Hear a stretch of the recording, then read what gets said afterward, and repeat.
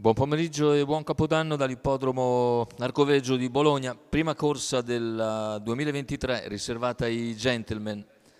Cavalli di 4 anni, Dragon Run, Daddy Matto, Divine Matley, Diablo Dusty, Dolce Nera Bar, Downtown AS. In seconda fila Daiki, favori per Downtown AS numero 6 Matteo Zaccherini. Macchina che accelera. Partenza e incertezza da parte di Daddy Matto e di Dragon Run, si avvantaggia subito Diablo Dusty, attaccato all'esterno da Downtown AS. Sulla piegata insiste Downtown AS, mentre in terza posizione c'è Divine Matley, passa in 200 metri il favorito Downtown AS che guida dopo i primi 200 in 15,3 e conduce sulla retta delle scuderie. La terza posizione per Divine Matley, poi gli altri a seguire in fila indiana e il quarto iniziale se ne va in 36. Il gruppo è chiuso da Daiki, mentre al largo cerca di farsi luce Dragon Run, che era stato un po' incerto in partenza. Intanto 46,4 il passaggio ai 600 metri.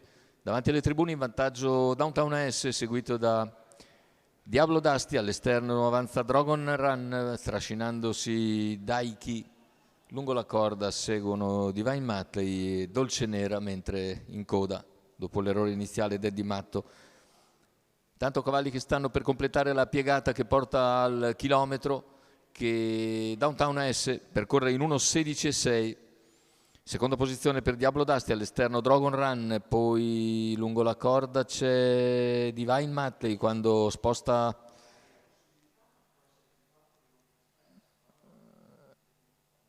e guadagna una posizione Divine Matley.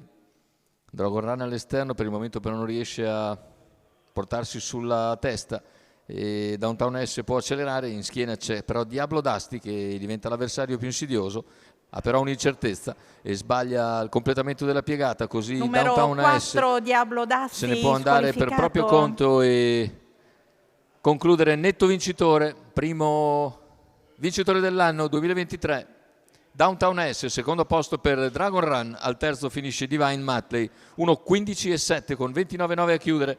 Rispetta il pronostico Downtown S, in sediolo Matteo Zaccherini che comincia nel migliore dei modi la sua annata Gentleman 2023, vincendo questa prima corsa all'Arcoveggio, mettendo la propria firma sulla prima corsa Gentleman bolognese.